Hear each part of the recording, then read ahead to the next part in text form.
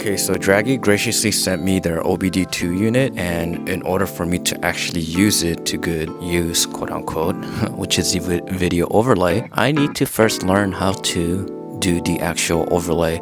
So I've had the Dragy and I've used it to pretty much spot check my lap time through my phone, and that was it. I didn't really do anything with it. However, Dragy actually offers a lot of features, like in terms of data. So just the GPS unit alone, it's providing a lot of data, and here is what it looks like.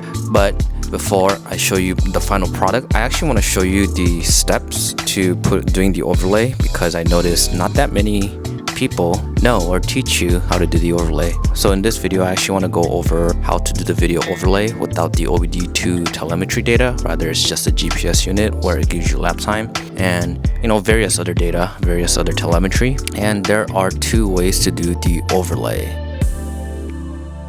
So the first method is through your phone. It's actually pretty straightforward, honestly, if you follow along the steps. So the first step is through your phone. You open your Dragy app, go into your history tab, you go to your downloaded data, and from there's an add video icon, and within the add video you find the video that you want to overlay. So now here's the tricky part. If you use a separate camera to record your video and you want to put the overlay, you will have to figure out a way to transfer that video to your phone so that you could actually apply it to the video.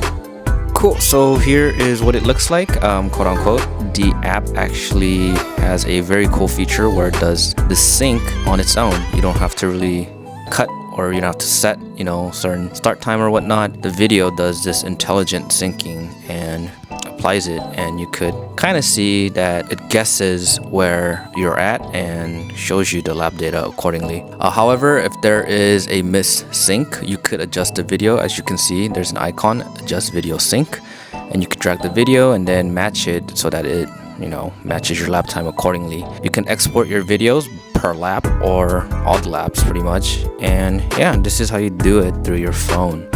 Now the second option is downloading the actual data from the app and doing it through a website called laptimer.com. So there's two files that you can download through the app, the lap or the VBO data. And yeah, the app allows you to either text it, email it, figure out a way. But yeah, and within the website you drop your files. I tried dropping both files. One of the file didn't separate the laps. However, so you can try uploading both files and see which file is applicable or usable for you, and yeah, you can just hit export per lap or all export and grab the entire video. So laptimer.com, if you're using the free version, you could only export up to 3 minutes at a time, I believe. So yeah, that should be good enough to export like a single lap for most tracks, because I believe most tracks are under 2 minutes.